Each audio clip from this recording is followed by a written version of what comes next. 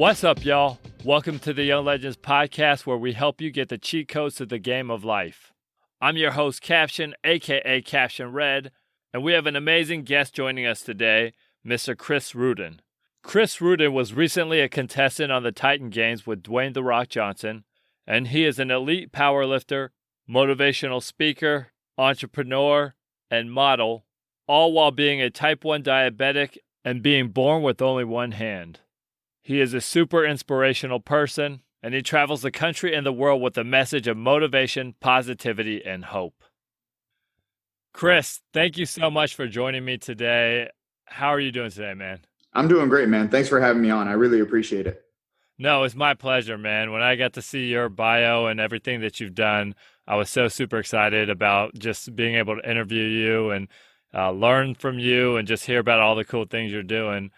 I'm really excited about this. Now, I like to start my interviews with a fun, inspirational, cool story. Everybody likes a cool story.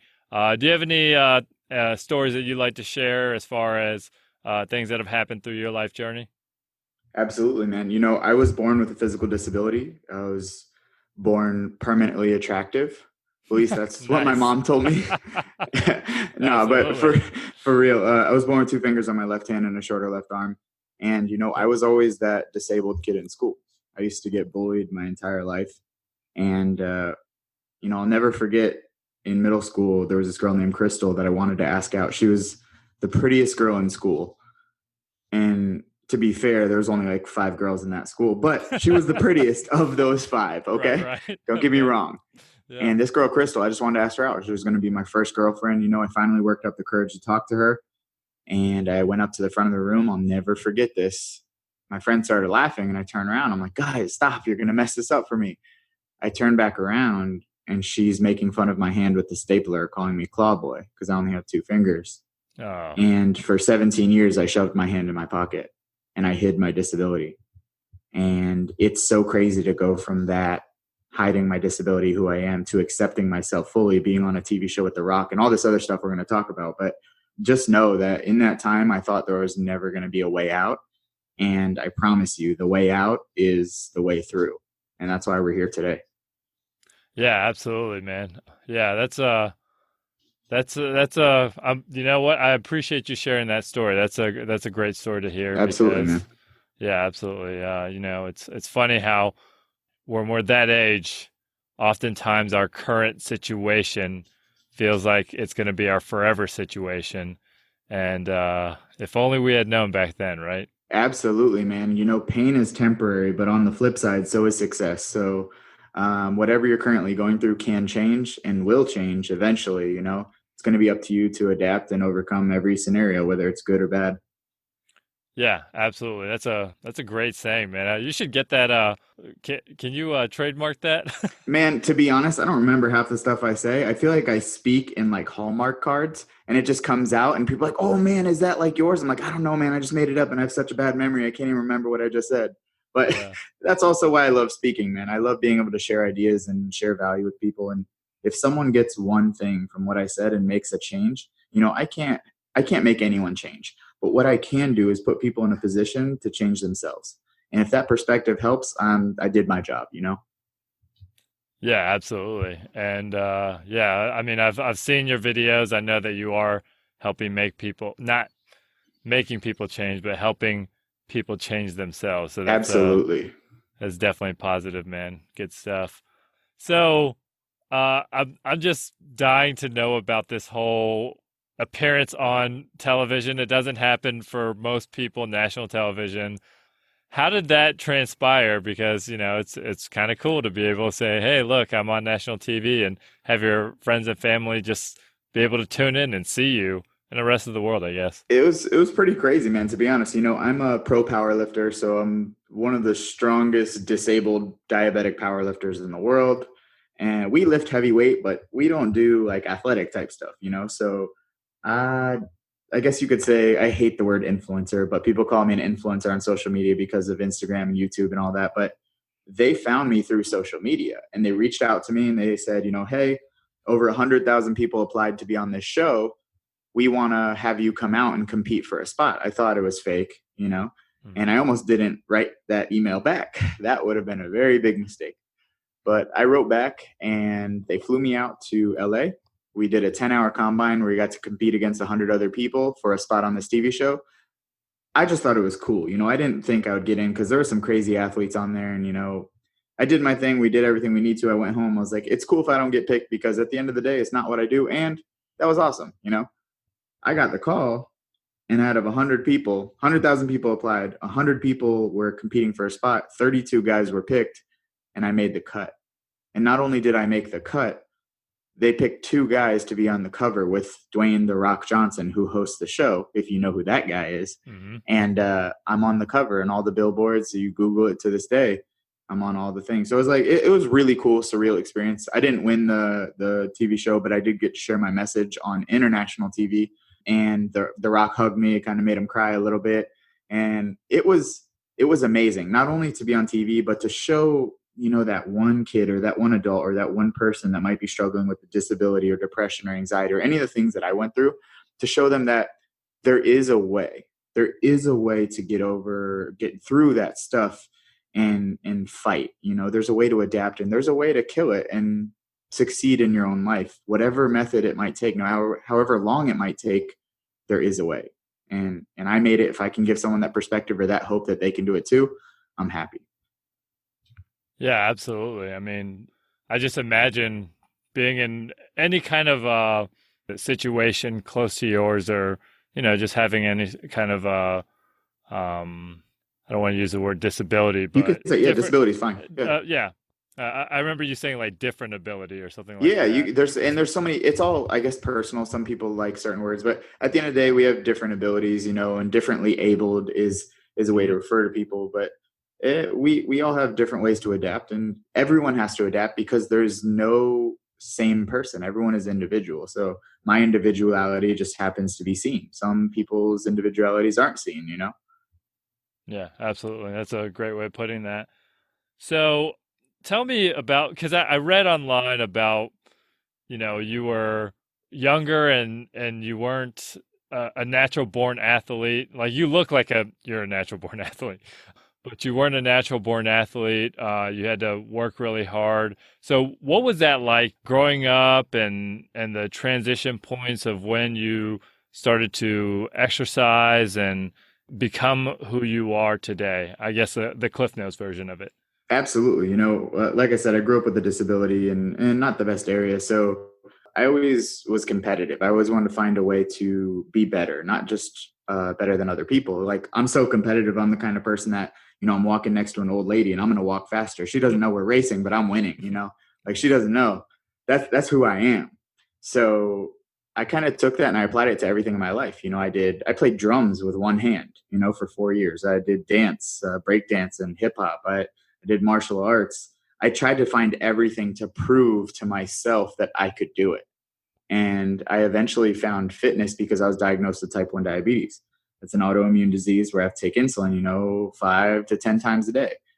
And I need that to survive. So around the time I was diagnosed with diabetes, I was like, all right, what can I do with what I got right now to make a change in the world that would make me be better? You teach best what you need to learn most. So how could I help other people with their health while at the same time motivating me to stay healthy? I started getting into exercise and I started changing my body, and people were like, oh, when did Chris get abs? And that was a defining moment. I was like, oh, Chris got abs. What's up? And then I was like, oh, I kind of fell in love with how hard it was having one hand and having diabetes to lift weights and to become a bodybuilder. I was like, man, that's what I want to do. And I started training and I realized it takes a long time to build muscle. I was 140 pounds in high school. I was president of the chess club. I did all kinds of weird stuff. I'm the only guy with an exercise science degree from college that didn't like sports, So I was really, really not the typical jock where people see me now. They see my swoopy hair and they see my pretty pictures on Instagram and they see my body and they're like, oh, you must be, a man's man. I'm like, no, that's just what you see on the outside now. You don't know what was under the iceberg, So I fell in love with lifting and I started lifting heavy. I got invited to lift at a powerlifting meet, which is just max weight, as heavy as you can. I won. And then I won 5 powerlifting meets after that. And then I was invited to lift in front of 20,000 people at the biggest sports festival in the world. And that's where I broke a unofficial world record among people with disabilities. And ever since then, dude, I love it. That's amazing, man. That's really cool. And I imagine people lose their minds when they watch you work out. I know that I would lose my mind. Oh, I had someone this morning, come up to me while I'm benching. Cause when I bench press, I just balance the bar on my residual limb. So there's no real hand holding it. And people are kind of scared when I bench press, over 300 pounds. The guy came up to me and said, man, that's incredible, and that's cool. But to me, it's normal because that's what I've had to do to adapt. And I love that people like it. But at the end of the day, when no one's cheering you on, are you still going to do it? The applause is nice, but for me, it's me accomplishing my own goal every day of overcoming myself and overcoming those old thoughts of how I used to think about myself. Yeah, absolutely, man. That's amazing. So what was that transition like of the old thoughts? Obviously, this stuff doesn't happen overnight. Everything takes years. Your bodybuilding took years. So as you sit here and speak about it earlier, the girl who was being very cruel and made you self-conscious, and then what was that journey like of old thoughts to new thoughts? Absolutely. So I don't know if you're a big reader or anyone listening is a big reader, but Power of Moments is a great book. And that's kind of how I view my life. There's big defining moments that caused a little catalyst or a shift in how I thought. So definitely that girl was one of them, hiding my hand, that got to me. One of the bigger moments was me working with this kid named David, who's 11 years old, and he had cerebral palsy. He couldn't really walk, couldn't really talk. His mom reached out to me when I started the exercise science program at my college. And she was like, hey, I would love for you to work with my son. He has cerebral palsy, but we need, to help him fitness wise to get stronger and just somehow better his quality of life. So I started working with him, and I just fell in love with this kid. And he was amazing. I would hold him up and literally like manually hold his leg to kick the ball. And he'd be so happy, and he would fall and he would stand back up and he didn't care. And one day he came home from school, in middle school, that same time that I had my hardest struggle. He was like, Chris, these kids are making fun of me for the way I talk and the way I walk. And I was like, oh man, that's fine. Just show me where they're at. I'll kill them. That's fine. That's fine. No Nice. problem. But before I could finish my death threat, he was like, to the degree he said, oh, it's okay. They don't define me. And then just went on to doing the workout. And I was like, this kid, I think back now and I'm like, this kid learned something so pivotal that took me almost 20 years to learn. And he lives it every single day. That was one of those moments where I was like, man, I have no right to self-pity, to self-deprecate myself and to like bring myself down when this kid is just doing it. He is doing it, he's killing it. So that was a big moment for me. And one of the other moments was realizing how grateful, practicing gratitude. That's probably the hardest thing to do over here, especially in the United States. After the Titan Games, 2 months after, I went to Uganda, Africa, to speak to 64 type 1 diabetic kids. Over here, diabetes you can live with for the rest of your life. You take insulin, you manage it. Over there, the average lifespan of a newly diagnosed type 1 diabetic is 1 year. I went there and they had literally nothing. 1 out of the 64 kids had a refrigerator. The rest had to cool their medication on the top of their huts, not houses, huts. The nurses was stealing their medication and selling it so they could make money, leaving the kids to inject themselves with water and dying. Literally that bad. I'll never forget, giving a speech over there and they were translating in different dialects.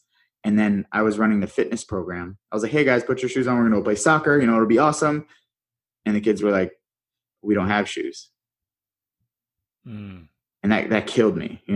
I was like, man, what? I was about to get in a really bad mood, but then I saw them playing. I saw them out there just having a blast, enjoying each other, the tattered clothes, no shoes, everything we have over here, they didn't. And they were so happy. And I think about how much we have and we're not grateful for anything because we want everything. You know what I'm saying? We are so wanting of things we don't have that we don't appreciate anything we do. To us, we would see them and we would say they have nothing. To them, they have everything they need. Why is that? perspective. That was a big perspective shift for me. And since then, I've learned to practice and incorporate gratitude into my life. And it's one of the hardest things to do is to live now. Sure. No, I'm with you on that. So how do you practice that gratitude? Like, what are the, I know a lot of people have different methods and different exercises that they do to practice gratitude. What does that look like for you? Yeah, absolutely. So I have two actionable items for people. I actually did a talk recently, last week, on confidence without limits. And I talked about two ways of practicing gratitude, so to speak. So I have a method called catch, challenge, change. Think of a triangle and catch on the bottom, challenge on the top, change on the other side.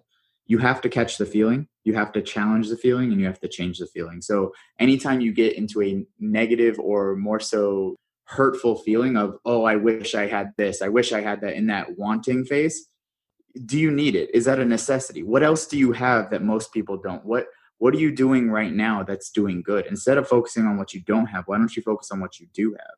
Instead of pushing focus on things you can't control, that concern area, why don't you focus on things you can control, that influence area? What do you influence currently, and why don't you focus on the things that you have?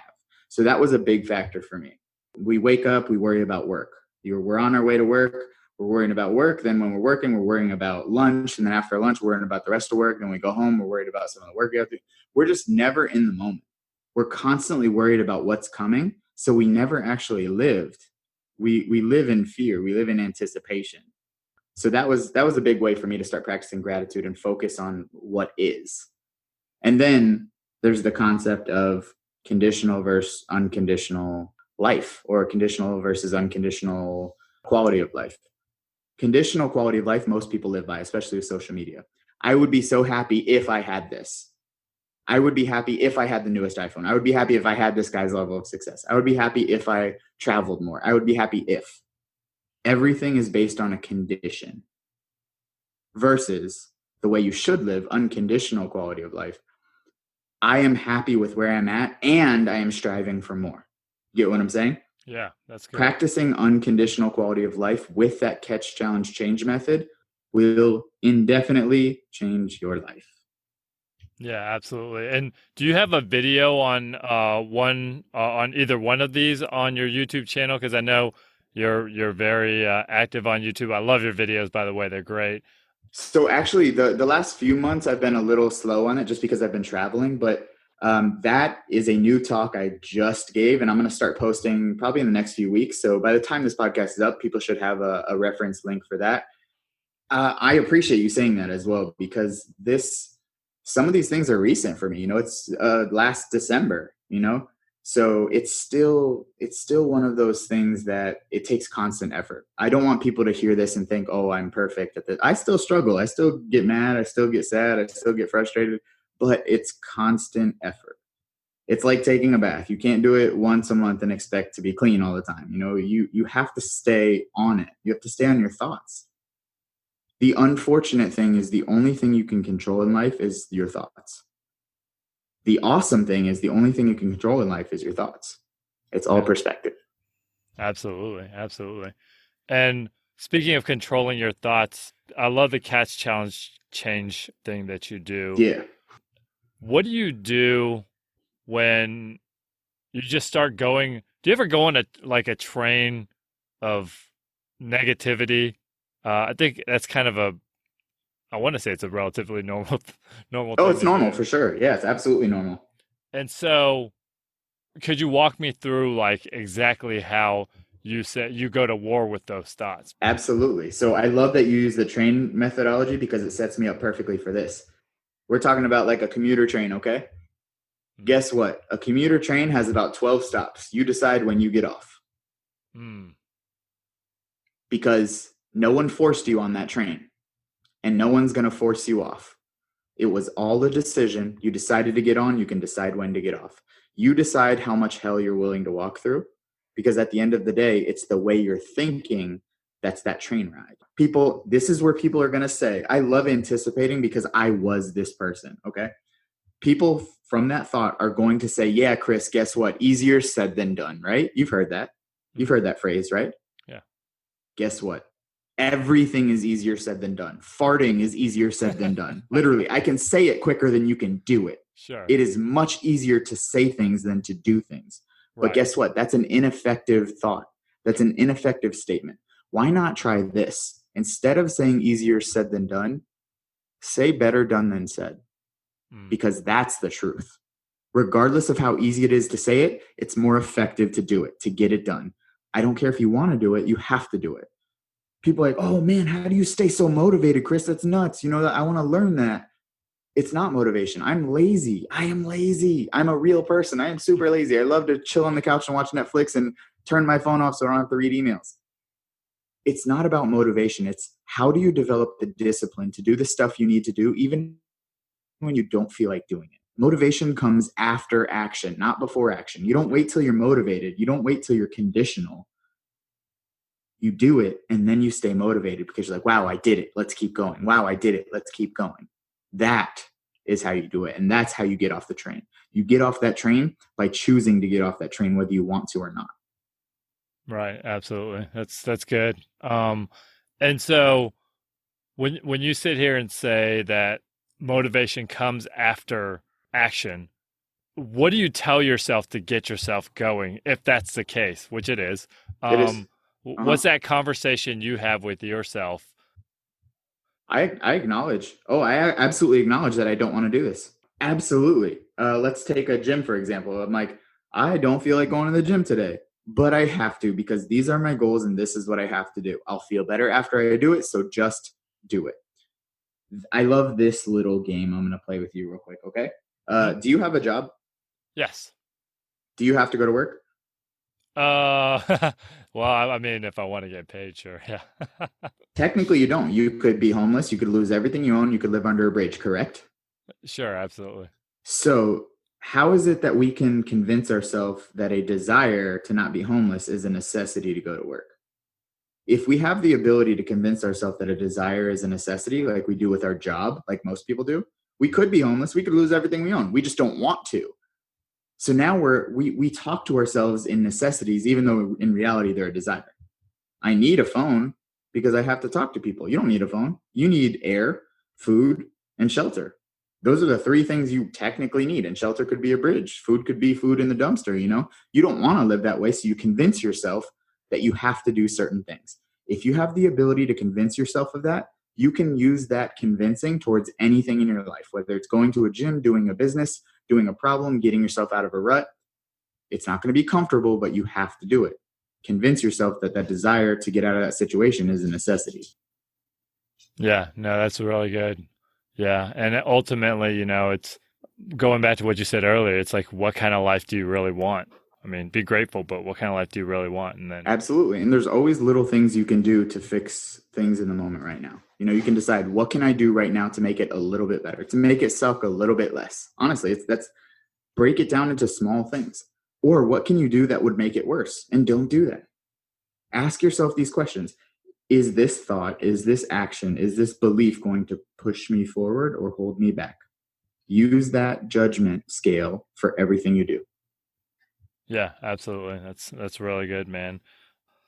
Man, you're dropping gems. Oh, I love this one so far. I'm fired up. This is great. No, it's great, man. You're killing it right now. So going back to this, you know what? I want to talk about. Okay, so first off, being diagnosed with type 1 diabetes is a difficult thing to go through in life. Tell me, like, so up until that point, you weren't diagnosed type 1 diabetes, obviously. And then at the age of 19, you were diagnosed. So when that happened, how did you get through that diagnosis? Because it is a serious thing. Like, I didn't realize how serious of a thing it was until I started to spend time with people who had type 1 and type 2 diabetes. So how did you handle that whole situation? Because now your life and your lifestyle has just changed. Let's be honest. I mean, I handled it very, very differently than most people, because up until that point, my disability was already such a big problem that when I was diagnosed with diabetes, I was like, I am not going to let this hold me down even more. Like, I was like, I'm already struggling with the disability thing and the way I feel about my own body. So when the diabetes thing, I was like, I'm going to do something about this. I'm going to become an advocate. I'm going to just really run with it. I found some diabetes online forums and some diabetes groups on Facebook. I started talking to people, sharing my story. And then honestly, diabetes changed my life for the better. It got me to be a lot more productive as a person. It made me fulfill this leadership role. And I just took it as an opportunity not to be held down anymore. So I feel like that's what a lot of people do.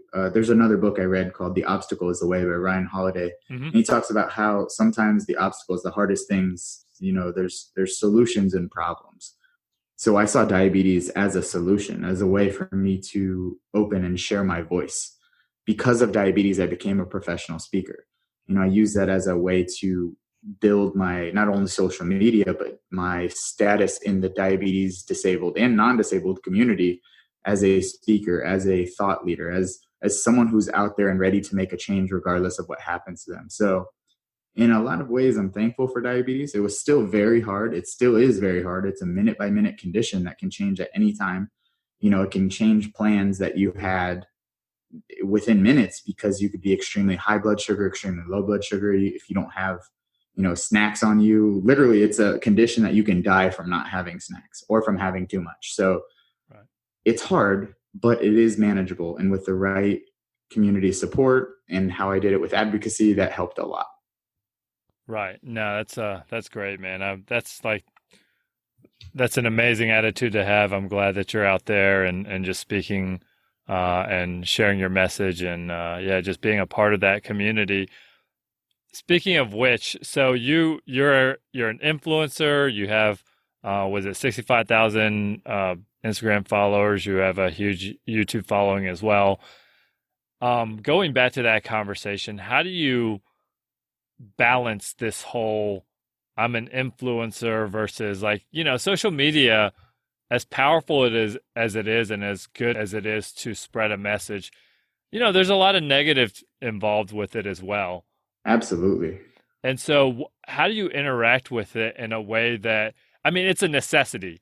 Anybody who's got a message to share has to share the message through something. So it's a necessity. And so can you just speak on how you navigate with that and absolutely just keep your own mental health? Yeah. Sorry about that.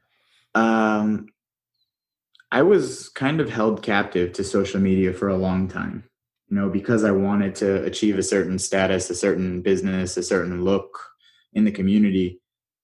And it took over my life for a point, because you have to find the algorithm. You have to see when to post. There's when you get the most likes, when you get the most followers, how to up your engagement.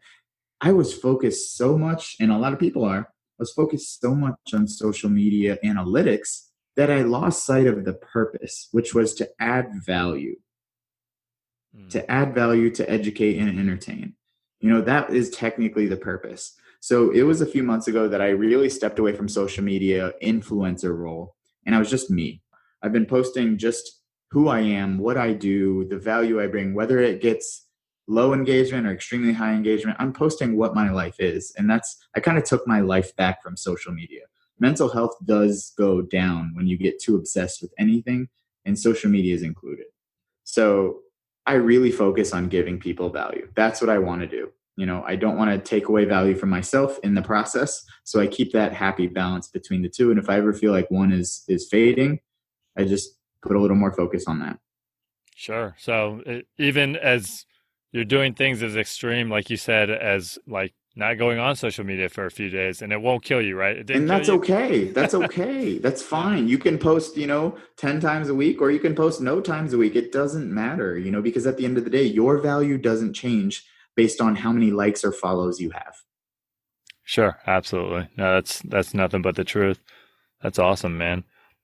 Now I want to go back to, you're a total badass. You've done so many things, but I want to go back to being a middle school, high school kid, and how did you interact with these? You mentioned earlier bullies. How did you navigate those waters for people who are going through the same thing right now?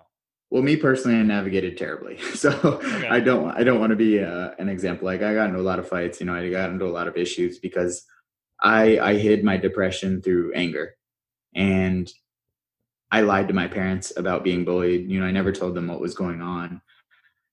Communication. If I could go back, I would definitely communicate better to my parents, to my teachers, to things. That's one of the best things you can do. And honestly, fighting anger, anything like that, makes it so much worse because you're giving the people what they want, which is attention. You're giving them effort. Think about effort as a balloon. The more effort you put into it, the bigger the problem grows. Mm-hmm. So the more you give in to what they're trying to do to you, the worse it's going to be. So you have to communicate. You have to talk with your parents. You have to talk with teachers if you're getting bullied or anything like that. And you really have to make sure that you live your best life by avoiding them and not feeding into that anger. If anything, compliment them and walk away.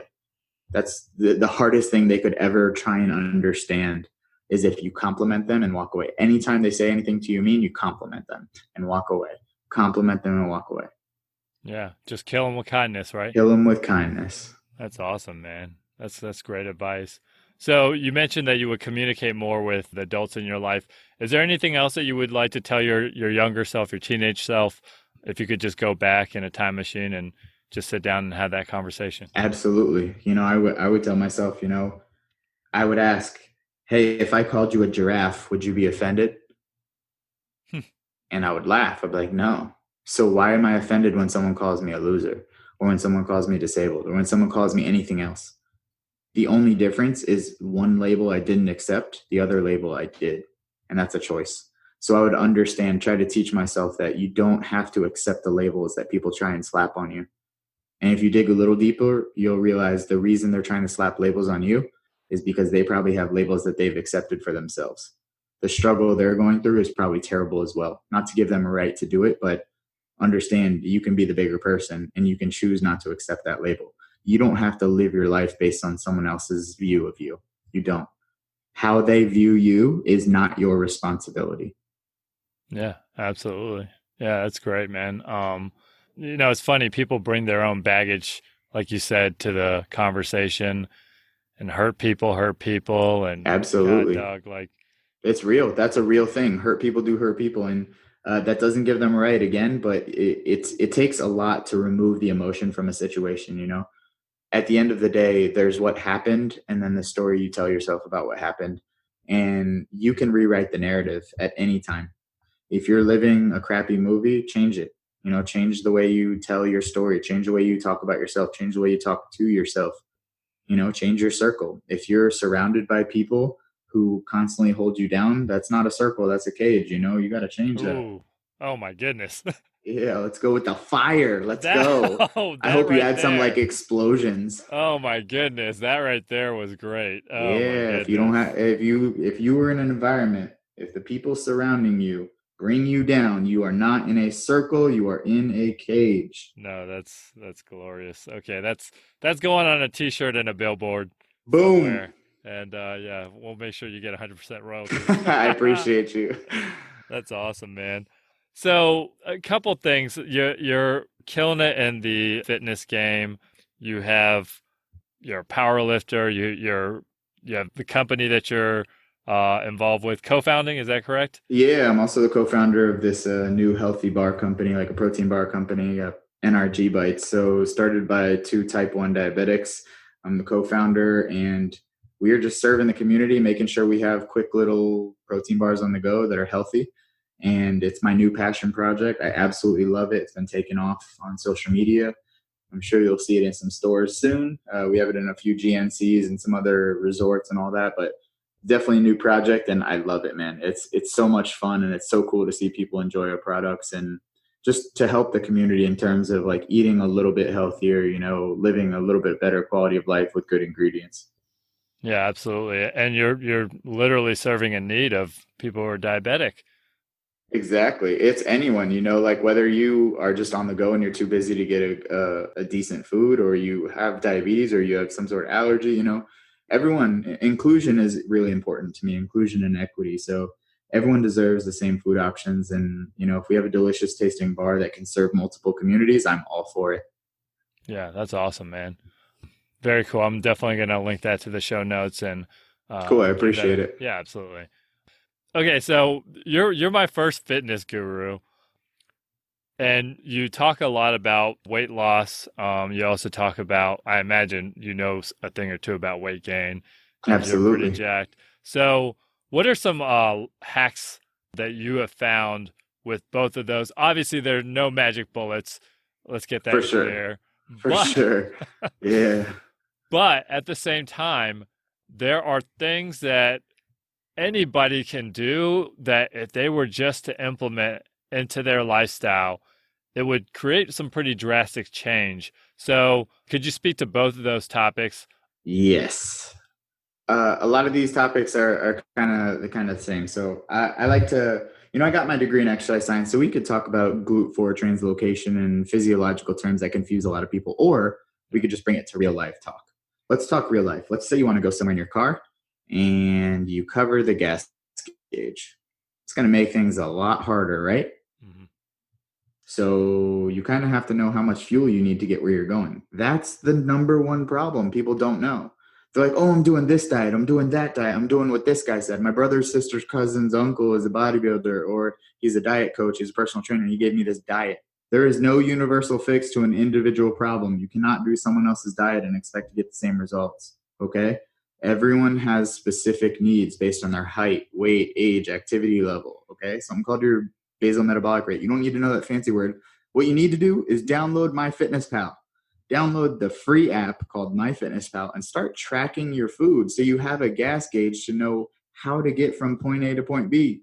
That's it. That is literally one of the easiest things you could do without hiring a coach. Track your food intake. So like you track your bank account, like you track, money or anything like that, track your food intake. Cool. Yeah, absolutely. Now with that being said, if everybody walked around with a measuring cup, but yeah, measuring cups and Or food scale or anything like that. scales. That's an Yeah, yeah. option. You can have a food scale. Now, if you don't, you can use handheld measurements. Like your fist is Ah, generally a cup size. Your thumb is generally a tablespoon. You can estimate those things. With MyFitnessPal, if you eat out at a restaurant, almost every restaurant in the world is on MyFitnessPal because it's the largest platform. If there's a barcode on your food, you can scan it into the app and it automatically uploads the data. If you have a specific goal of losing 1 to 2 pounds a week, you can set that goal and it will tell you how much to eat. If you have a goal of gaining weight, you can set that goal to 0.5 pound to 2 pounds a week, and you will gain that much weight if you eat that much food. mm, Specificity is key. Specifically knowing how much you're supposed to eat will help. Higher protein diets are helpful on both spectrums. So eating close to your goal body weight in grams of protein a day is that second tip. So if you track your food, then you set a goal of at least like 1 gram per body pound. To give you an idea, my goal weight is 200. I eat about 200 grams of protein a day. For girls, it can be a little less. It can be like 0.8 times your body weight, but I keep it 1 gram per body pound just for simplicity's sake. mm. So if you're a 150-pound dude and you want to weigh 180 pounds, shoot for anywhere between 150 to 180 grams of protein a day. Now, you don't know if you're eating that if you're not tracking your food. So use that free app and track your food. You can use your hand, you can use a scale, you can use restaurants, you can use whatever you want, but you have to know what you're doing. Because if not, you're peeing in the wind and hoping it doesn't come back on you. Sure, absolutely. Yeah, I'm gonna check that out myself. That's It's really cool. it's like such an easy way to do it. It takes time, but if you start now, you're going to be a lot closer than if you don't start now. So remember, I was that tiny kid, 140, 150-pound kid in high school. And now I'm the guy everyone goes to for all these programs and stuff. And it's so crazy for me to see because it didn't happen overnight. It didn't happen in a year. It didn't happen in 5 years. I messed around a lot. I didn't take it with 100% seriousness, but I'm still at the point where I'm at because I overall continued. I would rather someone be 80% on track for 2 years than 100% on track for 2 weeks. Yeah, absolutely. Yeah, consistency is key. Definitely with Consistency everything, over right? time. Yeah. Right. So don't consistently suck. That's, you Yeah, don't want to do that. You want to consistently progress. Consistent progression over time is key. absolutely. Very cool. And also going back to that conversation, what do you do with your water intake? I just want to give them information, but also Absolutely. not incorporate the information that will keep them healthy. So with your water intake, what does that look like? Because the protein has to go through your kidneys. Yeah, so that's some good stuff. So real quick, we'll talk about all the peer-reviewed studies and meta-analysis. A meta-analysis is a conglomerate of hundreds of studies found no problem with higher protein diets on the kidneys for anyone unless you have pre-existing kidney disease. If you have kidney disease, do not intake. Honestly, if you have kidney disease, you should be talking to your doctor or registered dietitian. So, yeah. Other than that, there's no kidney problems with higher protein diets in the recommendations that I gave you long term. Now, water intake helps absorb nutrients and transport nutrients, so that's really important. Generally, I recommend anywhere between 3/4 to 1 gallon of water a day. That's my general recommendation for almost everyone, unless you're on, water tablets, you have water retention issues, which generally doesn't happen unless you're like older than 45, 50 years old. So for the most part, 3/4 to 1 gallon a day, and that's super important. That's also a great weight loss tip too. If you're having problem with hunger and you never feel satisfied, drink at least 1 glass, 16 ounces of water before every meal. Oh yeah, absolutely. That's great thoughts. Cool, man. Well, you know what? This is all great information. I'm gonna make sure that I apply this to my life. Absolutely, man. And if you guys reach out to me on Instagram, if you have any specific questions, write them to me. I kind of slowed down training because honestly, my passion in life now, things change. It's crazy how things change. My passion in life is speaking. I've been traveling the world speaking and I love it. It is literally I can't explain how much I love it. I started modeling for Nike and Tommy Hilfiger with their adaptive clothing, and now I'm speaking for companies like that, and it's nuts. So I still help people with training. If you have questions, write me on Instagram. I'll help you for free. That's fine. I'll give you some advice. If you want a program, obviously that takes a lot more work, but if you have questions, write me. I will gladly help you. Absolutely, man. That's awesome that you're so giving, and goodness, with all the messages that come in, that's a really generous thing to do. Absolutely, man. Absolutely. I feel like it's the least you can do. The best thing you could do is give someone your time today. I feel like everyone, they think they're too busy for other people, but you never know, that relationship down the road might help you. You might be in need of help and they might be the exact person that could help you, but they don't because you didn't help them when they needed it. Yeah, absolutely. No, that's awesome, dude. Real quick, gosh, man, I feel like I should split this up into 2 episodes. We can always do another version too, so I'm always down. Absolutely. We'll see what the people want. If they want to hear more of a certain subject, tell them to bring me back and we'll do it. Absolutely. So, regarding your speaking and places you like to speak and places you do speak, where do you go? Where do you like to go?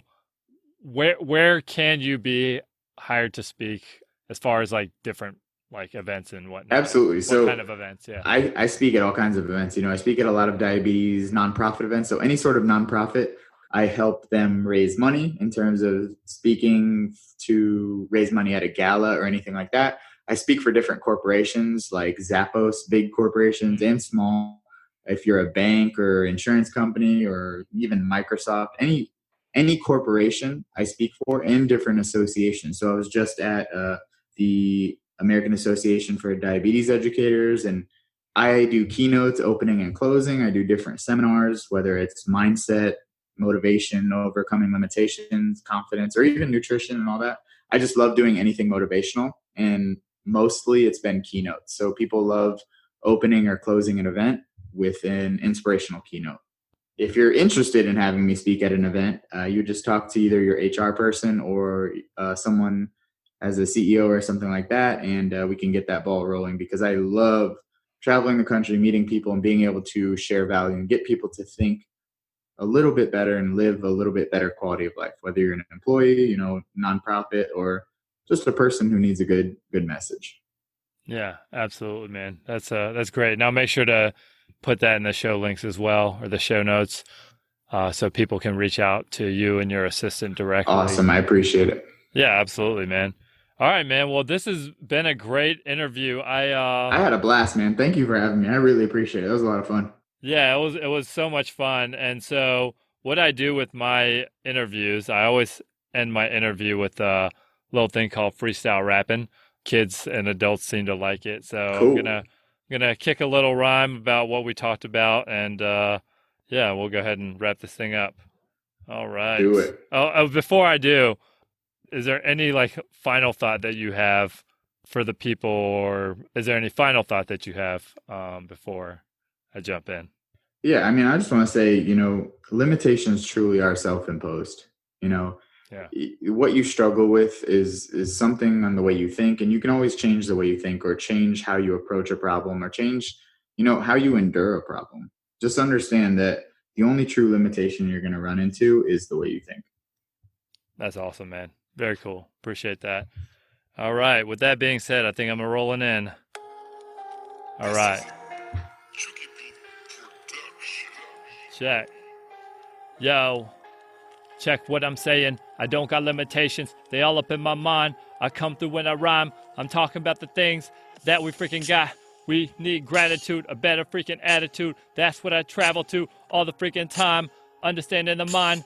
We gotta understand the things that we're going through. Make us better, make us tough like leather. And that's what I say every single day. Gotta keep it moving with Chris Ruden, cause he is doing the things in his mind. Going capturing everything I find. That life is a gift, so I gotta give it back. And that's what I say with these freestyle raps. A whole bunch of things. I gotta persevere and just be that dude up in here. Being consistent, here up on the mission. Words that I'm saying, everything I'm flipping. I gotta keep going until I'm ending. But I'm not ending. Yo, I'm just sending a whole bunch of love and motivation to my people now. We are just making our dreams come true. Be the inspiration, and that's what I say across the nation. We gotta come through and do them right things, and that's what I say. It's like lightning when it strikes your mind, and I come through and rhyme, spit a freestyle, and that's my time. Rolling with Chris, knowing we swift, spitting freestyles, and that's the gift. I come off the top, and that's how I go, and that's what I said with a freestyle flow. Boom! There it is. There it is. There it is, brother. There it is. Yes, sir. Man, dude, I might write a song based on everything that just happened in this interview, man. I feel like I just need to go write a song now. I appreciate you, man. Honestly, like I just hope more people feel that passion, because if I can transfer my passion in the way we can think, I'm so happy, man. So I'm so fortunate to be doing what I'm doing for a living, and people like you who help share that message. I can't explain how much I appreciate enough.